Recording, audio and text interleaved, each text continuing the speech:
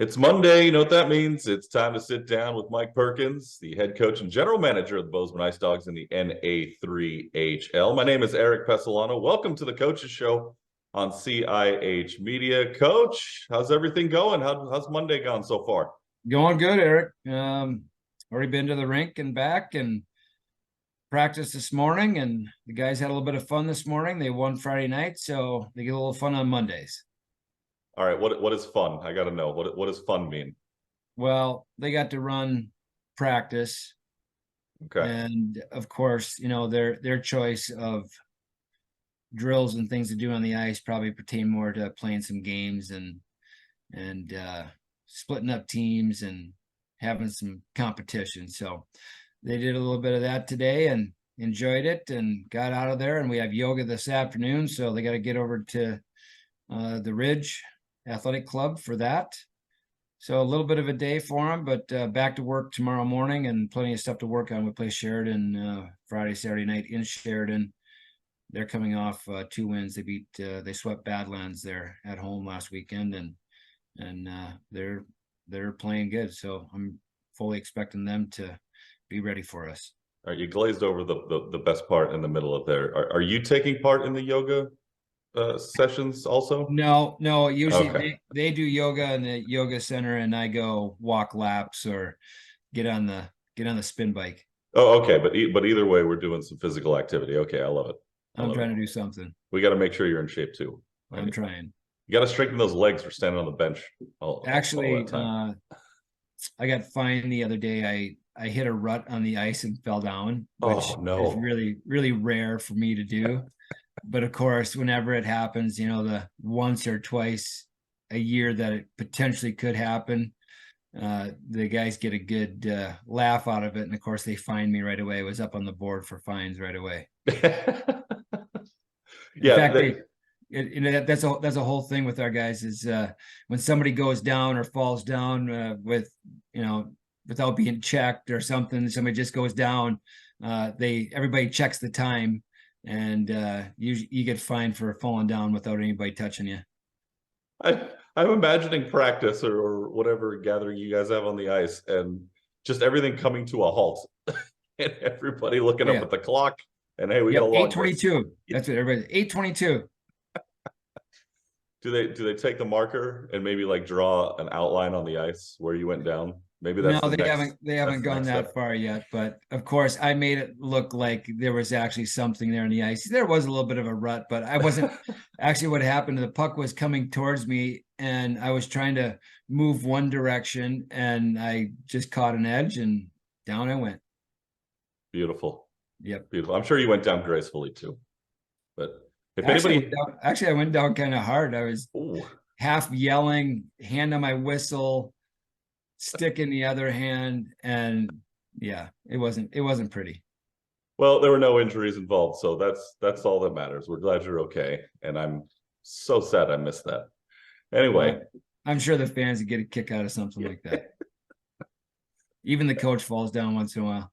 It happens. You can't be batting 1,000 all the time. Anyway, one game last weekend, nice win over Great Falls. I was checking in with Great Falls head coach Greg Sears' weekly radio hit he does out there, and he was mentioning that he thinks that these two teams, yours and his, are alike in a lot of ways. And would you agree with that assessment?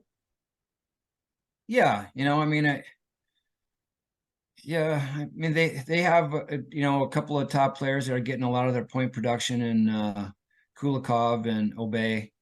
Both those guys are really contributing on the scoring side, and right now between Zarnecki and Wilkinson, who are really doing the majority of the point production for us, I can see that. I would say we're very similar. Coach Sears is a former player of mine. I coached him for 4 years. I coached him 3 years in high school hockey in Spooner, Wisconsin, and then I coached him a year in the Minnesota Junior Hockey League with the Northwest Knights.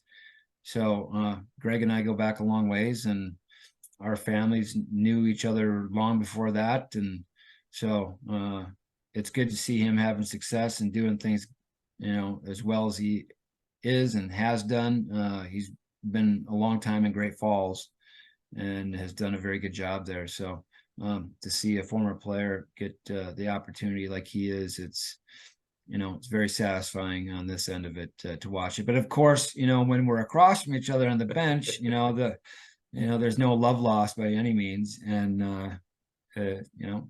I'm sure there's a few choice words that go back and forth to each other occasionally. So, but at the end, it's a hug and I love you. And we will both go on our way.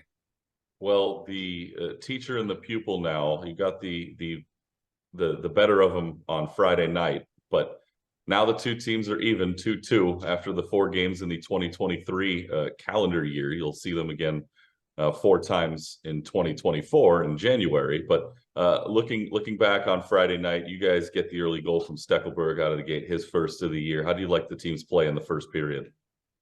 Yeah, I think we came out with a lot of energy. We felt good in the locker room before the game. The guys had a good message. They were receiving it very well, and they came out on the ice and they got after it and played very hard. Of course, we outshot them in the first period 10-3. From that standpoint, it was pretty lopsided. We possessed the puck the majority of the time. We got most of the chances. I think the second and part of the third got a little crazy with some penalties and stuff, which it wasn't over the top, but still, that's a contending factor when managing the benches and then trying to keep momentum and energy on the benches when you're dealing with power plays and penalty kills and trying to get everybody ice time as much as possible in those situations. But no doubt the first period was very strong by us, and it was good to see that. And we had a good crowd on Friday night. Of course, we did our raffle that night too. I'm sure we'll talk about that here in a minute, but that went real well. And so there was a lot of people, and MSU played their game after us, and the MSU women were playing on the other sheet in the building next to us. So, and then there was a youth girls tournament going on at the same time. So just lots of hockey and lots of stuff going on. So it was good to see a lot of people at the game, and we gave them a real treat to watch. Yeah, definitely. I love when all the games are going on at once. Everybody's jumping back and forth, maybe from rink to rink. Oh, I love that. We do that That's the out here fun in stuff. Southern California too. Yeah, we had a big weekend last weekend, and that's all it was just jumping from rink to rink at the high school ranks out here in SoCal. But second period rolled around. You guys had a 1-0 lead after one. Like you said, things got a little haywire. Penalties start picking up. You talked about the penalty kill there. Had to face 7, only gave up 1 goal, which tied the game there early in the second period. But you were able to overcome, and that penalty kill, man, it's clicking right now. Yeah, other than that first opportunity that they had, of course, Obey and Kulichev were a part of that goal that they scored. A good shot by Obey for a rebound, and the puck was laying loose on the back end, and unfortunately it went in the back of the net. But aside from that, the rest of the kills, we did a great job. We really limited their opportunities to the outside. We made it very difficult for them to get inside the zone, and I think that's really kind of one of our trademarks as a team, is on the penalty kill, being able to hold the blue line and keep them out of the zone. And we did a pretty good job of that.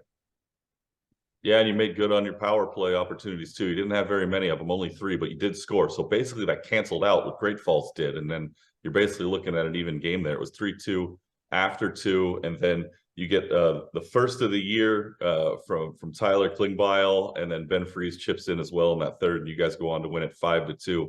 What did you like about the team in that third period to salt it away?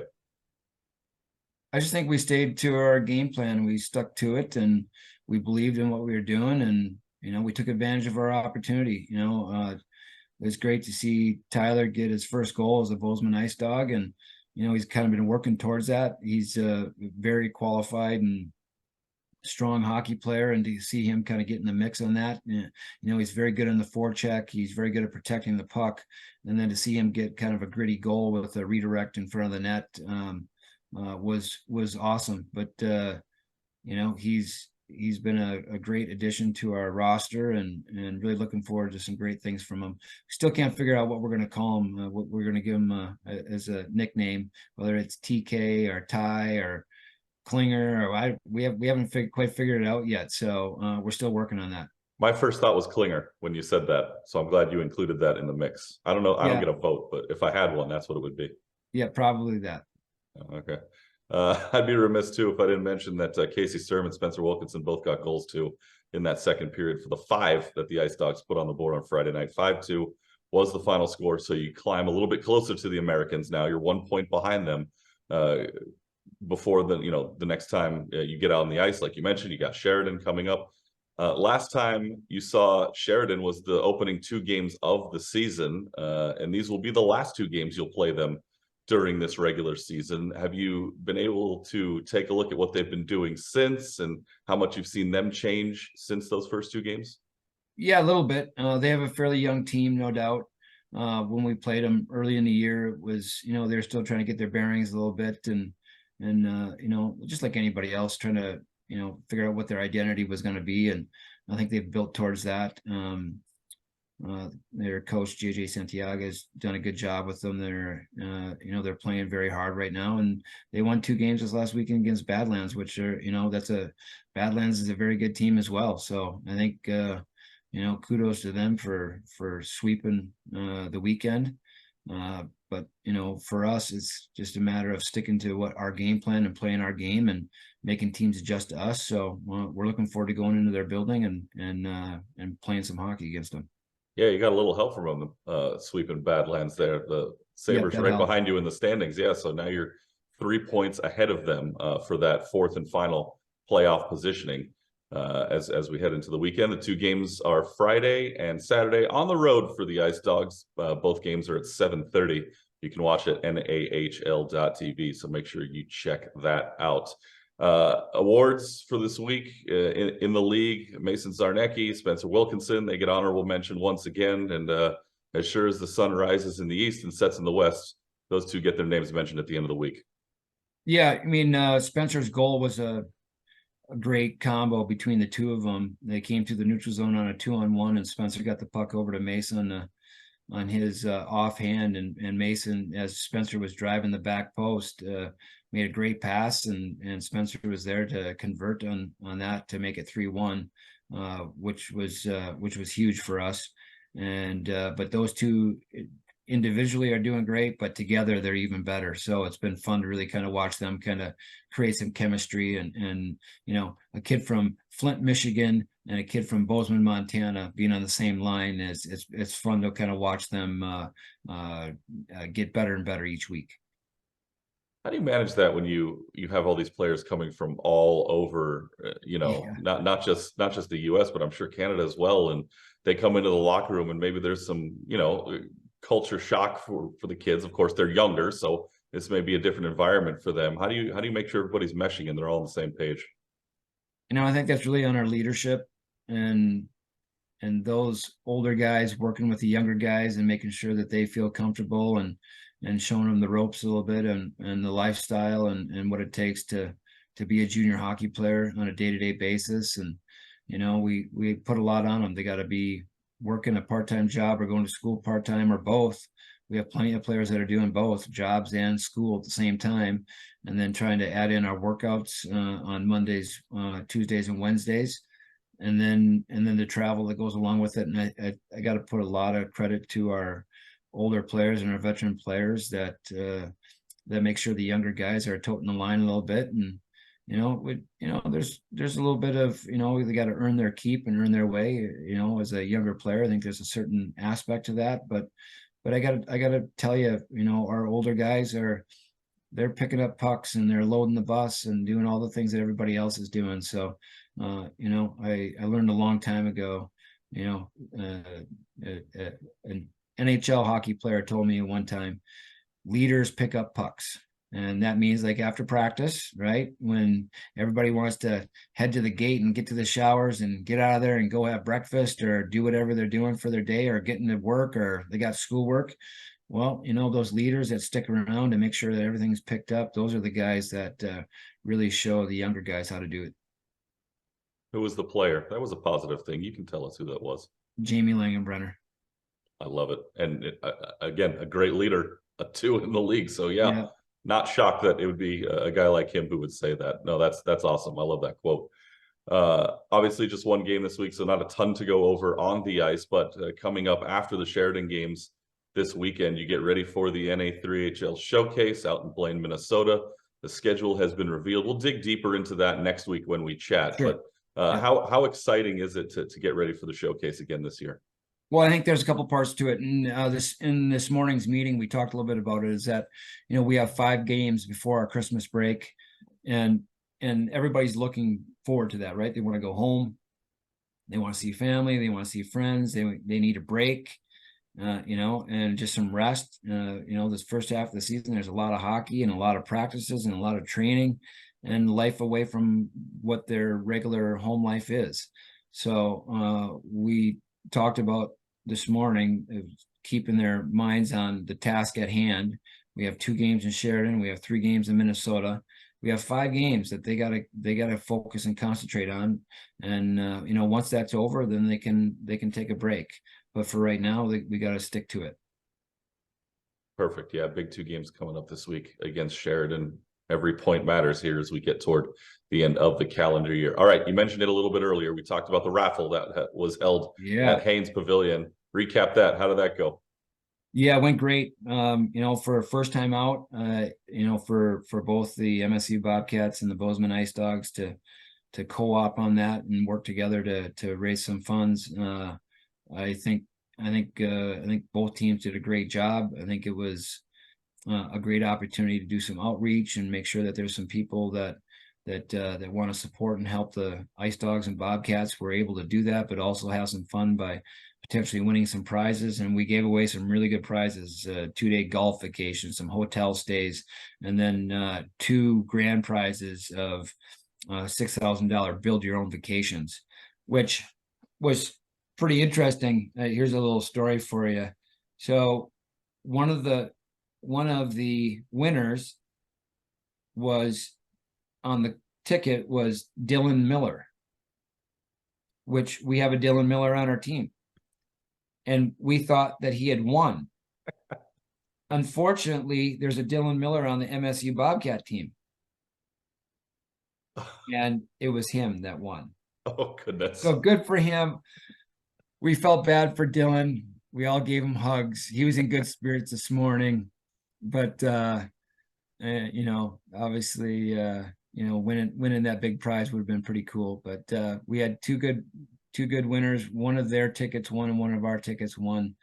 So I think good on both sides to have that. And then the other prizes were awesome. Plenty of autographed jerseys that were raffled off, and then some downtown Bozeman bucks that people will use when they come to Bozeman.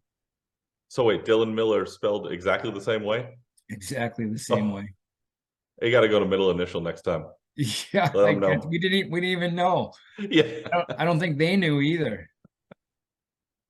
Oh my gosh, that's too funny. Well, our condolences to your Dylan Miller, and congratulations to the Bobcats, Dylan Miller. Yeah. Get that out of the way. All right, we come down here to the end of our weekly chat. Anything you want to discuss that we haven't so far?